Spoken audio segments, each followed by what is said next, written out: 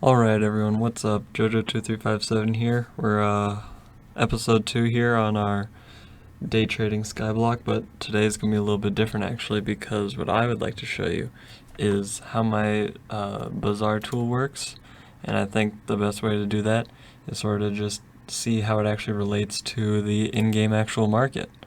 So first thing I'm going to demonstrate is I'm just going to go to a random commodity here, picking cobblestone. You can see here that they have sell offers and buy offers, well, orders really, offers and orders.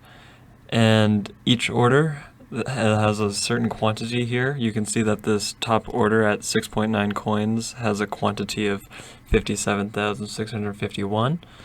And where does that number appear on my tool? Well, if we switch over there, you can sort of see how if we can search for cobblestone. Here it is. This H buy, high buy. This number is going to be the highest amount that people are willing to buy it for, and you can see that back in the actual market. You just hover over here, the highest buy offer. Yep, 6.9 coins. Now this menu doesn't update very frequently. Actually, you have to actually leave the menu to come back to it, and then we'll see that now the price has been updated. And if we go back to the actual tool, it too has updated. It updates faster without you actually having to do anything, which is very nice. It also has the volume, aka the quantity of the amount of buys and everything, the spread, which is the difference between the two, and then the spread is expressed as a percentage of the total amount that they're being purchased for. Now, this spread number is a good metric to look at sometimes, because if you were to right now pick up some cobblestone at 7 coins per, and then you were going to sell it at whatever the lowest sell price was, the difference would be this number right here. And you would expect to make about this much in profit, minus of course the sell tax, which is not included here. Now I can actually show you that when I click on cobblestone, let's see, no, that's Ender Pro. 1 second. Cobblestone. We can see a few things going on here. Down here on the chart, there's this green line, it says it's going to be green, and we can see it's right here. That's the high buy. That's that 7 coin number that you saw. It's currently the highest amount people want to buy the cobblestone for, and then you have this red line, which is the lowest sell. That's going to be, just showing it back in Minecraft. You can see that that's actually going to be this number right here, that 7.9, the lowest sell offer. So that's if you're going to insta buy, how much you'd be paying for it. Now, back to the chart. Now you see that there's actually these other lines on the chart, and these lines are actually they tell a much bigger story than just these two lines, because what they represent is the weighted average of the top orders. Now, what does that necessarily mean? Okay, so we know that there's a certain quantity. If you take all the buy orders, there's a certain quantity that all people are going to end up buying. If you add them all up, you get a certain number. And so out of that number, we take the top 2% of those. The 2%, we take that 2% of how many are being purchased, and we take the top order and count down until we've counted up exactly 2% of the total, and then take the average of all those prices, and we get this dark blue line right here. And then if we do the same thing, but we count up to 10%, we get this light blue line right here. And how could these numbers really be any use to us? Well, that's where I want to go back to the actual game and show how, you see, just looking at the 7.9 number would be frankly misleading, because in reality, if I were to buy just 1,000 cobblestone, I'd realistically be purchasing most of it at 8 coins a piece. But there are going to be times where sometimes that 8 value right there is also going to be very small. There's going to be a lot of small orders, and that the first sell offer that actually has a lot of volume in it won't occur for a while. And what'll happen is the 2% value will actually adjust to that spot. Just sort of going back, you can see how as prices are prices are fluctuating, these 2 and 10% lines, these are the sell lines. So you know how the buy lines are these 2% and 10% buy averages are, you take all the quantity that's being purchased, and then you take the average of the top 2%. Well, these two lines are the exact same. You just do it with the sell orders. Well, this red line keeps dipping down, but I know that it's likely going to go right on back because the 2% and 10% average aren't really moving. If they were moving, what that would tell us is that the actual average price that the commodities are being sold for is actually decreasing, which here is very much not the case. Now, if I turn your attention to another commodity, let's go look at ender pearls. You can actually see how this yellow line is very, very high off the chart. It's so high that it's actually not rendering all of it, which is okay because we get plenty of detail down here. But you can see that this red line is extremely unstable, and we know why it's unstable is because this purple line is staying right here coinciding with this white line.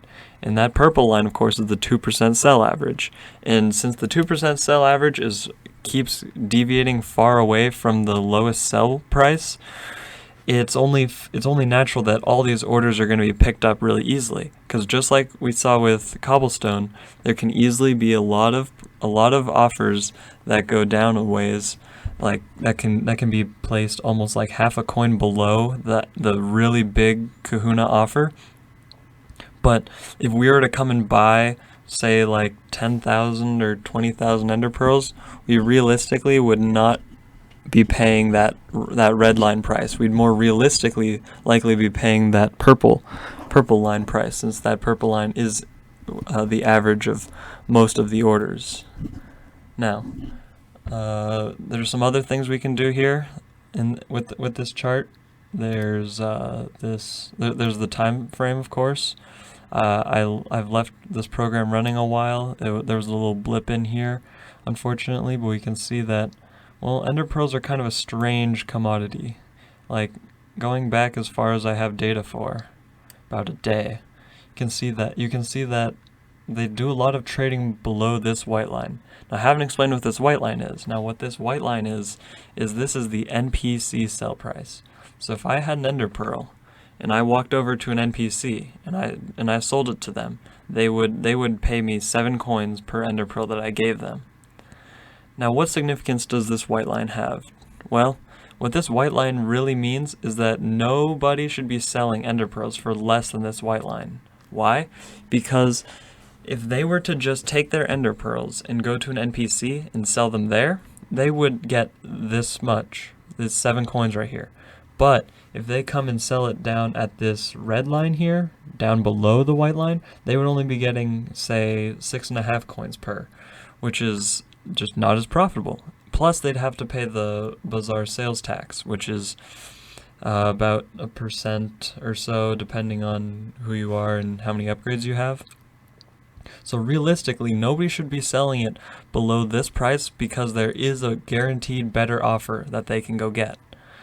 Now, if I can just show this real quick, actually first let's change the scale back to 10 minutes, and we can see that this lowest sell price is still much below the white NPC sell price. So if we go back to Minecraft and combat, let's pick up some ender pearls. See?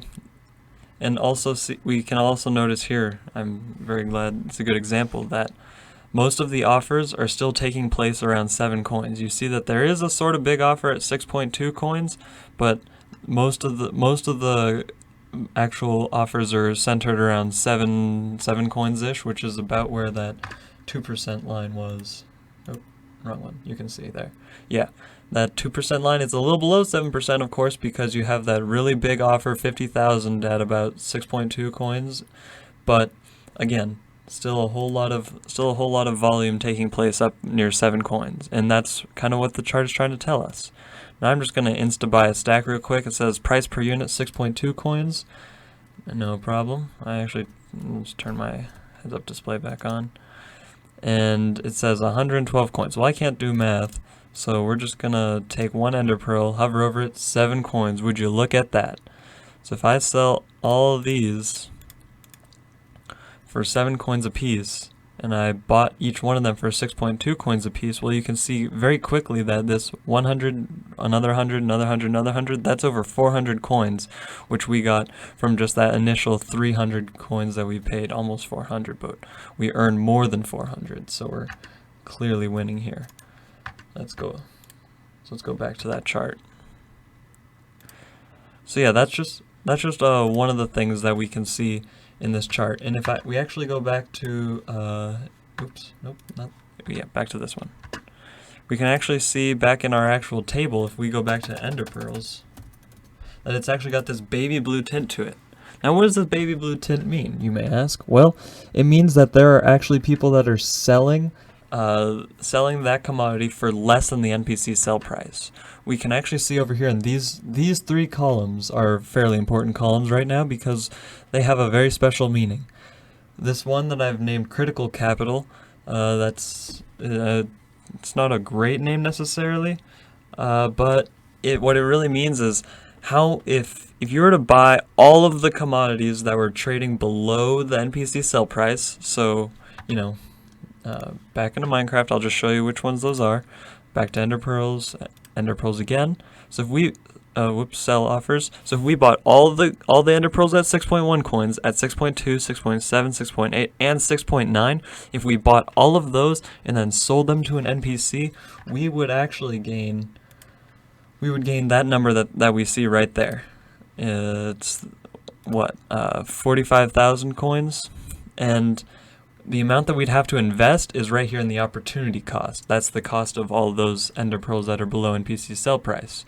And it's about 400,000.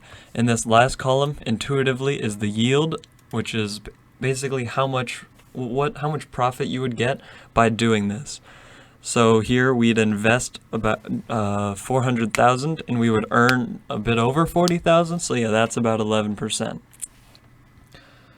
So if we just take out our search, we can actually see that there's a couple things that are being sold at this sort of rate. Snowballs are one of them right now. We see that if you were to invest 350,000 in buying all the snowballs that are below this price, you can let me show you the actual chart for it.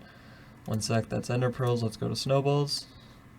You can actually see that we can actually see that the price here is actually relatively stable. And if we go back to Minecraft, let's see, ender pearls are under mining, or no, not ender pearls, we want snowballs now. My apologies. We can actually see that. Look at that. There's over 250,000 snowballs being sold at under a coin a piece. So every snowball that you buy at that rate at 0.9 coins, you will profit 0.1 coins when you turn around and sell to the NPC. Since the NPC sell price is 1 coin, you can easily see that in the chart. That white line staying steady at 1 coin a piece, and both that 10% line is kind of edging up a little bit. It's not really moving right now, but it's definitely not standing next to the 2% line. So that kind of hints that there's still a lot more volume taking place above that 0.9 coins. And of course, we go back to the bazaar and we actually see that there's still that almost 1 million snowballs being traded at 1 coin, and another 1 million at 1.4 coins, and a few, and then 500,000 at 1.3. So plenty to go around. Now, the real nice thing is that when the chart tells us that there are actually things trading below the NPC sell price, we can actually have it sorted right now, so that it'll actually sort first by how much we stand to profit, and then it sorts indirectly by how much we'd have to pay, and then after that it sells by this next chart, or this next column that I'd like to demonstrate, and this is the buy below the NPC price. Now, seeds are always a good example. Let's pull it up over here. We can see that, well, there's very much the average is taking place up near 0.8 coins, and only every once in a while does does the lowest sell offer dip down below the NPC sell price, but there's still a chance for us to make profit here, since on our other tool we saw that seeds were actually in this darker blue, which means that the highest buy offer is still below the NPC sell price. So if we were to buy seeds at this 0.3 coins a piece, we could turn around and sell it at what that white line says, half a coin each. So now let's look at that in game. Actually, it looks like I've made some friends now. People don't usually come over to this agent, which is why I like to stand by him. And yeah, well, seeds are very simple, since you can't have a lot of distinct offers when there's only 3 possibilities for them. So yeah, we can, if we were to make a buy order right here, why don't we do it?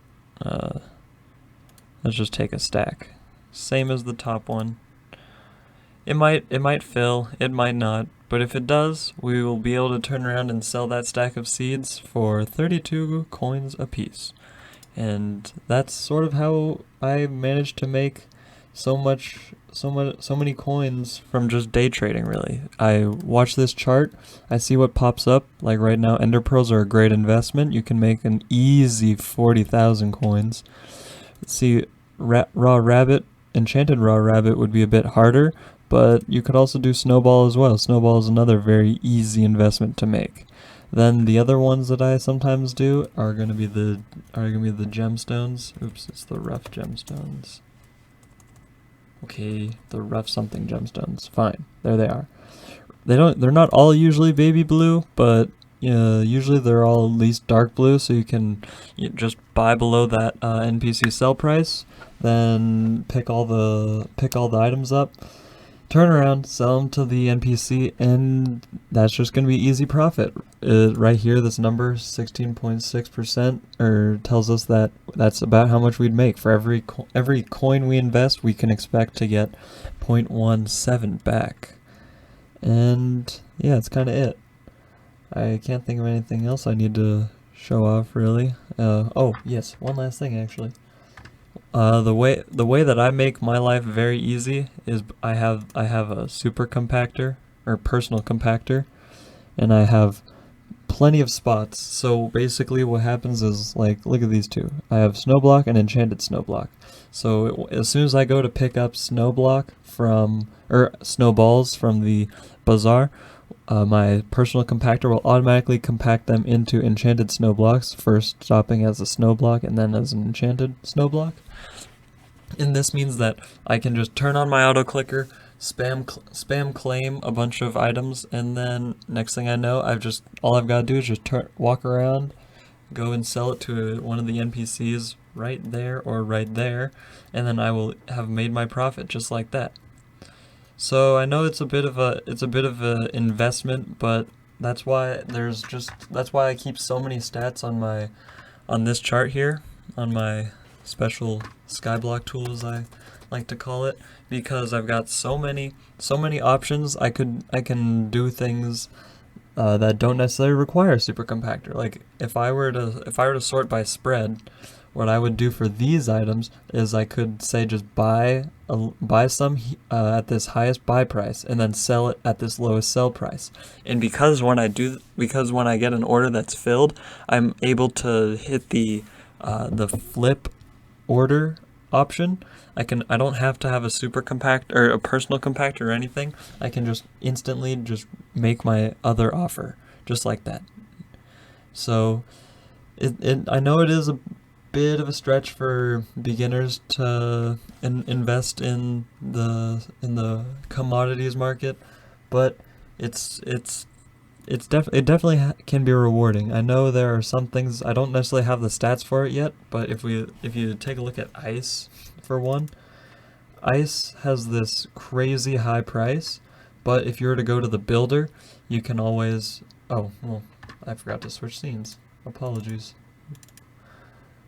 Go to ice. You can see how it has this exorbitantly high buy and sell price, and I know that the builder will actually sell it for 1 coin each. So even if you don't have some of the late game items, you can always find a way to game the system and make a quick buck.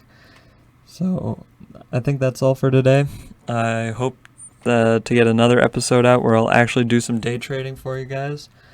Until then, have a great day, and thanks for watching.